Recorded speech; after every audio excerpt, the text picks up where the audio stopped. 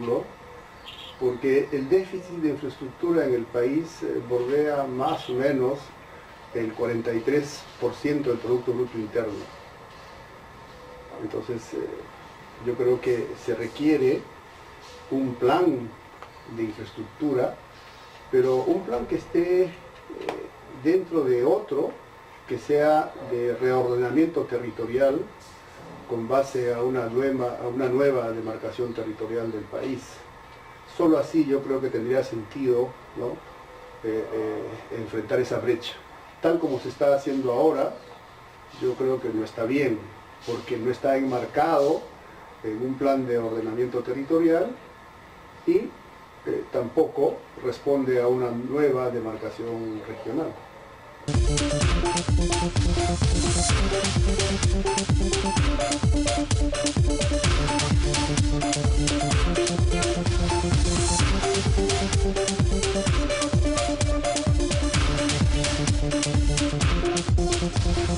Esa es una pregunta bien importante porque nos remite a la historia, que a veces uno olvida. Lo que hay que decir es que los problemas en educación, en salud, tienen su origen en los gobiernos de Alan García, su primer gobierno, y en el gobierno de Fujimori. En Alan García porque se produce una debacle económica, ¿no? Fue una gestión irresponsable de la economía que redujo el Producto Bruto Interno per cápita a niveles de los años 60, comienzo de los 60. Y en la época de Fujimori se aplicó una política fiscal restrictiva de modo recurrente que redujo el gasto en educación y en salud. Y por otro lado se aplicaron políticas de despido de profesionales, tanto en educación, profesionales calificados, burócratas calificados en las áreas de educación y de salud. Y además se desmanteló en esa década el sistema de información estadística sectorial. Antes había una muy buena información estadística sectorial en educación, en salud y en otras áreas. Todo eso se desmanteló. Entonces, la crisis del sistema de salud y educación viene desde esa época.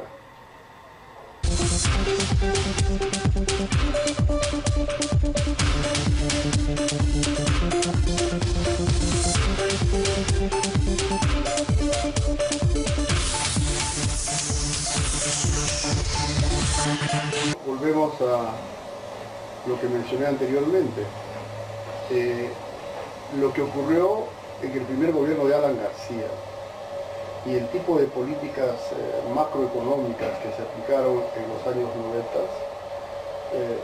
yo creo que dieron lugar a una especie de consenso interno a favor de las políticas neoliberales.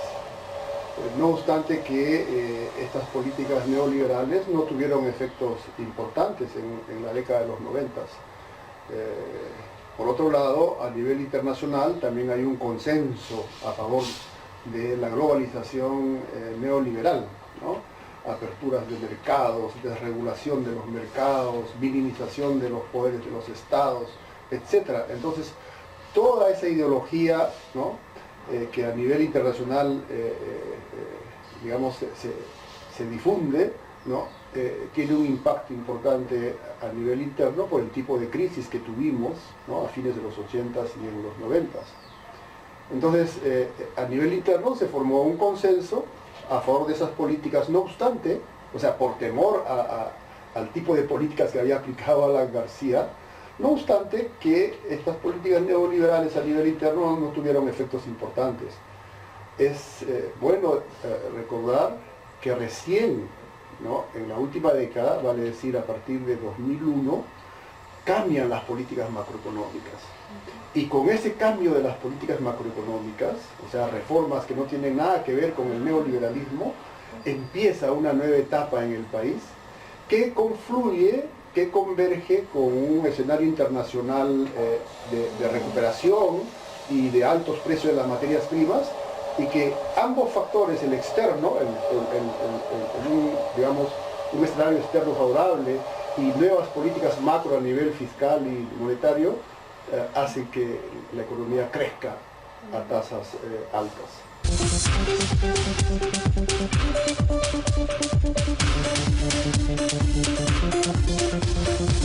Integración, la historia económica muestra de manera elocuente que cuando los países, ¿no?, se asocian o se integran teniendo estructuras productivas diversas, entonces se generan asimetrías. Los procesos de integración no son procesos que eliminan las asimetrías. Aquellos que estaban, ¿no?, con más ventaja a nivel de diversificación productiva son los que, digamos, se benefician más de aquellos países que están más especializados, ¿no?, en la producción, por ejemplo, de materias primas y tienen poco desarrollo industrial.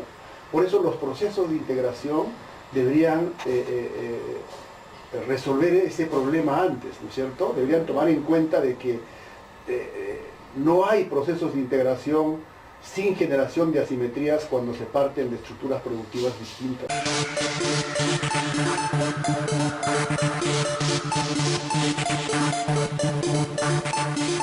Yo creo que el problema de Estados Unidos no está en su déficit.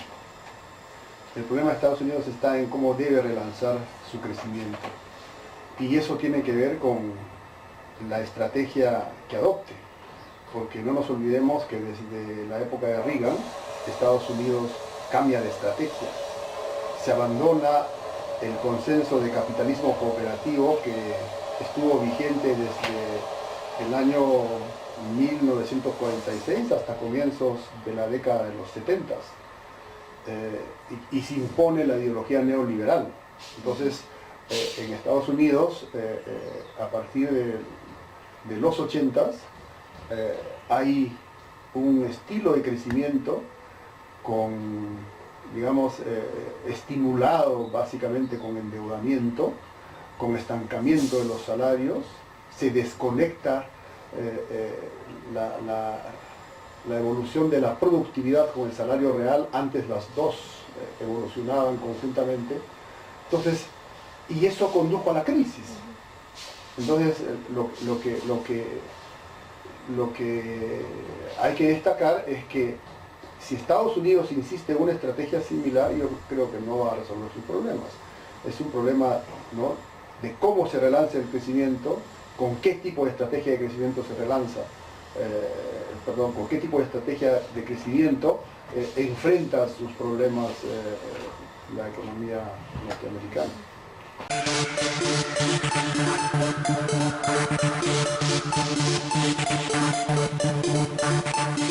Los efectos son y seguirán siendo perversos, porque lo que está ocurriendo en Europa se parece a lo que ocurrió en América Latina en los años 80.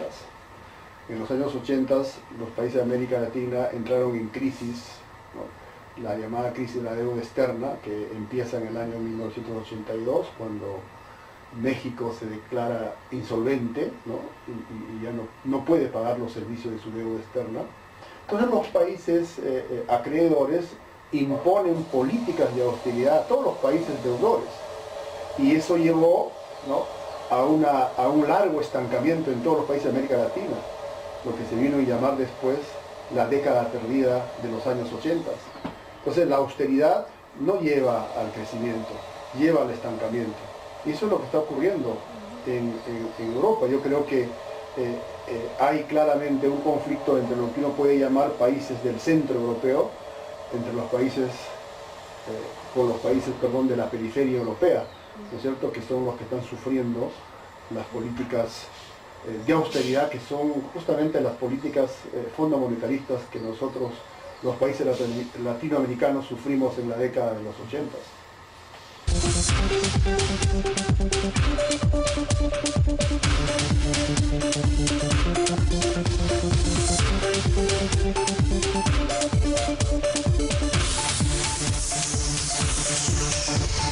Ok, el presidente no prescindió, voy a hablar a título personal de los técnicos, yo renuncié, que es distinto, ¿no?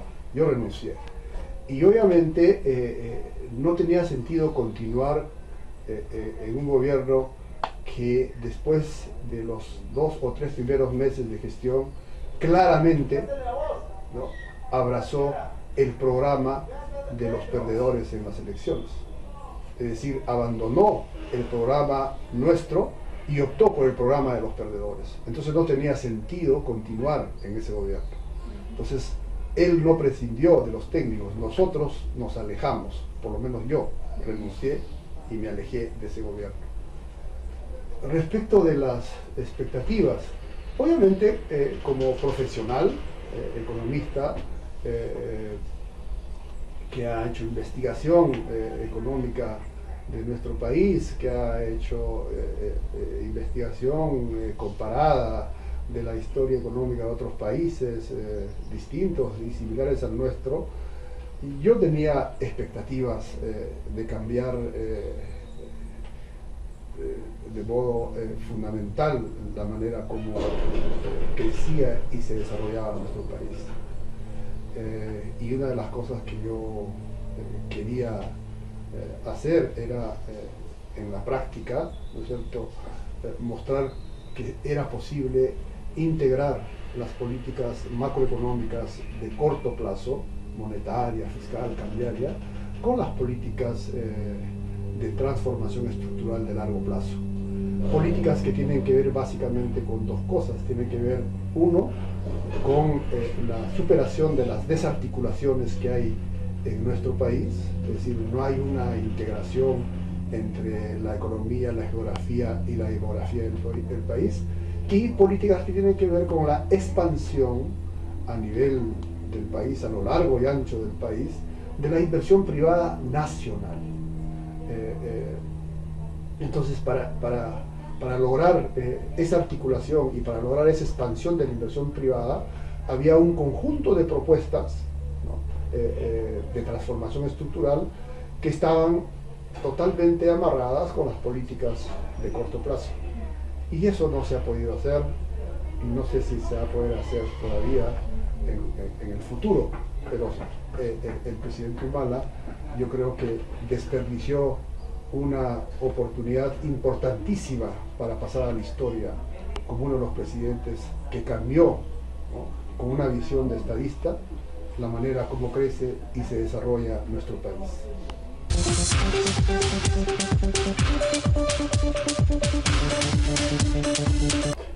Lo primero que debería yo decir como respuesta a esa pregunta es que me parece muy importante que un problema de ese tipo, ¿no?, de demarcación marítima, se resuelva a nivel de derecho internacional en este caso. Yo creo que eso es fundamental, ¿no? Eso es una muestra de que hemos abandonado esas soluciones absurdas, ¿no?, a los problemas de demarcación limítrofe que había o que se practicaba antes, ¿no? Como un país respetuoso del Estado de Derecho, también nuestro país es respetuoso del derecho internacional. Entonces, el fallo de la Haya sobre este tema hay que acatarlo, ¿no? Hay que acatarlo. Yo creo que países civilizados como Perú y Chile, ¿no?, tienen que hacerlo. Yo creo que ese es el compromiso que han asumido ambos presidentes, el nuestro y el de Chile. Hay que acatar el fallo, porque es un fallo de derecho, ¿no?, de puro derecho, como dicen los expertos. Entonces, no hay que alentar chauvinismos, triunfalismos. Yo creo que los dos países han participado, ¿no?, en la Corte Internacional de la Haya, y los dos países tienen, como países responsables, como países respetuosos de las leyes, tienen que acatar ese fallo. Y eso es lo que tenemos que hacer. Y todos los peruanos debemos estar contentos que ese tipo de diferencias se hayan resuelto a nivel del derecho internacional.